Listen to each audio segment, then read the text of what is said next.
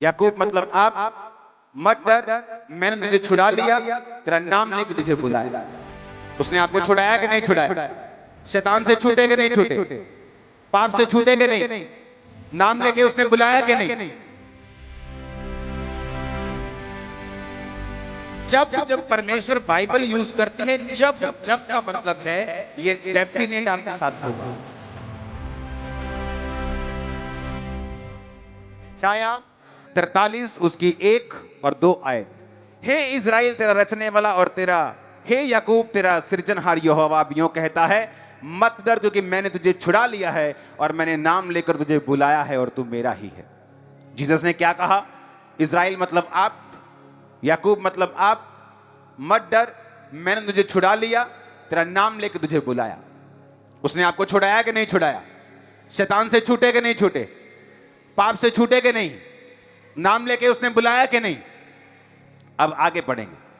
जब तू जल में होके जाए मैं तेरे संग रहूंगा, नदियों में होके चले वो तुझे ना डुबो पाएंगी, जब तू आग में चले तो तुझे आंच ना लगेगी, उसकी लौ तुझे जला ना सकेगी। अब आता है दूसरा पार्ट। मैं मसीह में आया, वायदे सुने, कबूल किए, चलना शुरू हुए। अब आता है मेजर पार्ट, मेन पार्ट, जो मेरे और छुटकारे के बीच की सीढ़ी है। जिस तरह याकूब को सीढ़ी दिखी, खुदा ने कहा मैं तुझे ये दूंगा, ये दूंगा, ये दूंगा, ये दूंगा, ये दूंगा। ओके, अब वो चला गया लाबान के घर में। वो 20 साल उसको लगे तैयारी में, जो खुदा ने कहा था। अब वो तैयारी उसकी करनी पड़ी उसको। क्यों? क्योंकि पर उसका कैरेक्टर कभी सीधा नहीं होता जब तक उन 20 सालों की परीक्षा में वो नहीं जाता।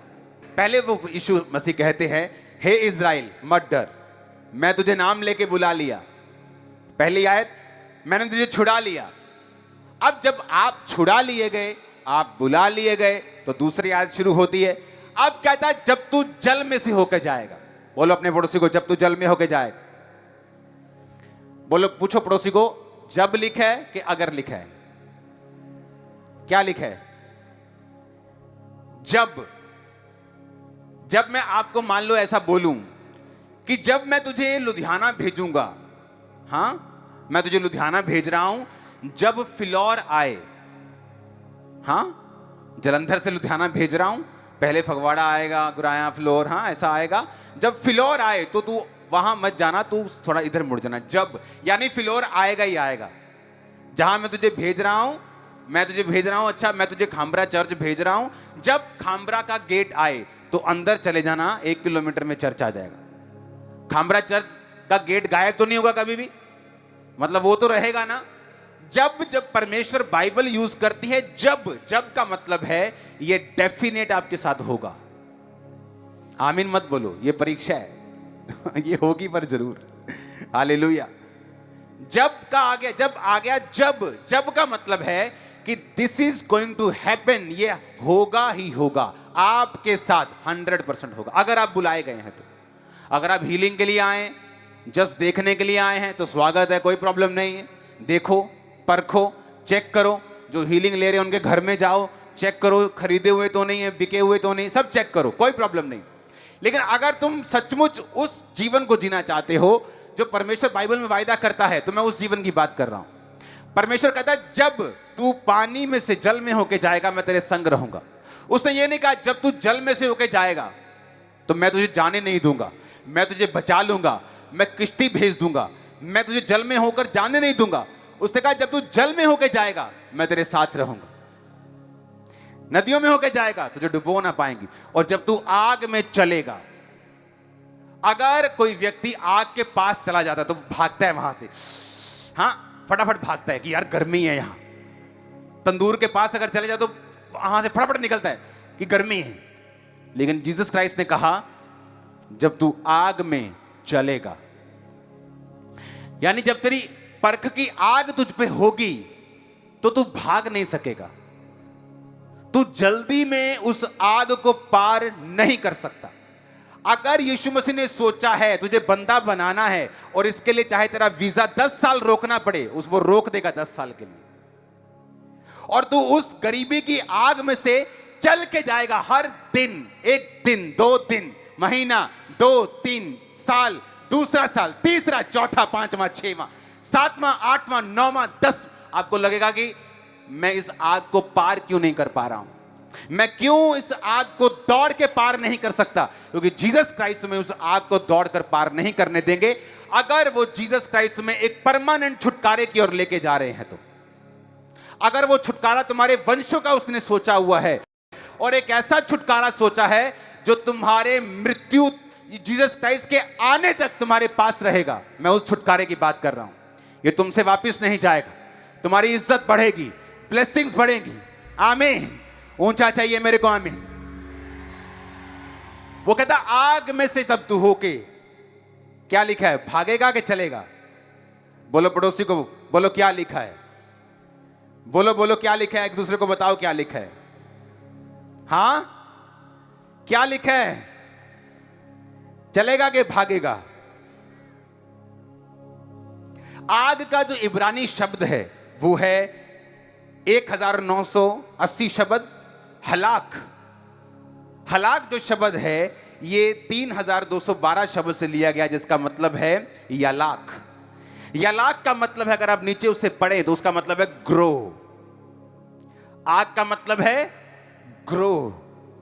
जब तू आग में से होके जा रहा है, वो आग नहीं है, वो तेरी ग्रोथ है, वो तेरी ब्लेसिंग है, तेरी ब्रेड है, तेरी ताकत है। ओ आमीन। ऊंचा चाहिए चर्च। तो लिया तो आग को यलाक शब्द से लिया गया, जिसका मतलब है 3212 शब्द का मतलब है ग्रो करना। आग और ग्रोथ ये दोनों सिमिलर हैं, दोनों एक हैं बाइबल के मुताबिक। इसका मतलब क्या, क्यों परमेश्वर ये चाहता है कि आप परीक्षाओं में से होकर गुजरें? मैं आपको बताता हूं। अगर परमेश्वर आपको आज परीक्षाओं से निकाल कर वो आशीष नहीं देगा, मैं आपको गारंटी देता हूं वो आशीष कभी भी टिकी नहीं रहेगी आपकी लाइफ। अब बड़ी गहरी बात मैं बोल रहा हूं। उन परीक्षाओं के दिनों में कुछ मेमोरीज जिनको इंग्लिश समझ नहीं आती, क्या बोलूं उनके लिए, कुछ यादें, कुछ मेमोरीज। उन परीक्षाओं में कुछ ऐसी मेमोरीज और यादें और फीलिंग्स परमेश्वर फिक्स करेगा। जब आप उन परीक्षाओं से निकलकर टॉप प्लेसेस पर होंगे, वो फीलिंग्स, वो मेमोरीज और यादें आपको गिरने से बचाएंगी। और ये वचन तब तक समझ नहीं आएगा जो अभी मैंने बोला है, जब तक आप इसे एक्सपीरियंस नहीं करेंगे, क्योंकि ये बताने वाली बातें नहीं, ये एक्सपीरियंस करने वाली बातें। वो मेमोरीज, वो यादें, वो तरीके, वो परमेश्वर का हाथ, वो काम करने का वे और तरीका, और वो सिचुएशन और वो परिस्थिति, जब आप एक लेवल पर पहुंच जाएंगे, आपको उस लेवल को मेंटेन करने के लिए आपकी हेल्प करेगी। और इसीलिए परमेश्वर चाहता है कि जब तू जल में जाए, जब तू नदी में जाए, जब तू आग में चले, तो मैं तेरे संग हूंगा। दूसरों को वो आग जला देगी पर वो तुझे जला नहीं पाएगी। दूसरे उस पानी में डूब जाएंगे पर तुझे डुबो नहीं पाएंगे। ये फर्क होगा कि तुम मेरे द्वारा ठहराई गई एक असली परीक्षा में हो, जो तुम्हारे भले और तुम्हारे फायदे के लिए है। और बिलीव करना, 100 में से 100 लोगों को परीक्षा अच्छी नहीं लगती, इंक्लूडिंग मी। मैं भी बीच में हूं आपके। चाहे मुझे मालूम हो कि आने वाले समय में परमेश्वर क्या करने जा रहा है, इस परीक्षा के बाद वो क्या करने जा रहा है, तब भी हमें वो परीक्षा अच्छी नहीं लगती। जब पंछी अपने बच्चों को उड़ना सिखाते तो ऊपर पहाड़ से उन्हें फेंक देते हैं, वो ऐसे ऐसे करता, नीचे गिरता, डर में, सहम में, नीचे ना मर जाऊं, नहीं उड़ पाता, मां फिर पकड़ लेती, फिर फेंकती और फिर उसको उड़ना सिखाती। यीशु मसीह नहीं चाहता कि आप सदा फौड़ियों के सहारे चलें, वो आपको भगाना चाहता है। वो नहीं चाहता कि वो आपकी मां हमेशा आपके मुंह में रोटी डालती रहे, वो खुद आपको उड़ना सिखाना चाहता है। और उसके लिए वो आपको ट्रेंड करेगा, उसके लिए वो आपकी परीक्षा करेगा, उसके लिए वो आपको आग में से पानी में से चलाएगा, ना कि भगाएगा। वो एक पेशेंस, एक धीरज आप में पैदा करेगा, और जब आप उससे निकल जाएंगे वेल बिहेव के साथ, प्रेयर्स फास्टिंग के साथ, गुड कैरेक्टर के साथ, तो मेरी बात नोट कर लेना, इस पूरी दुनिया में आपके जैसा एक भी मैच नहीं होगा। और आमीन ऊंचे वाला चाहिए।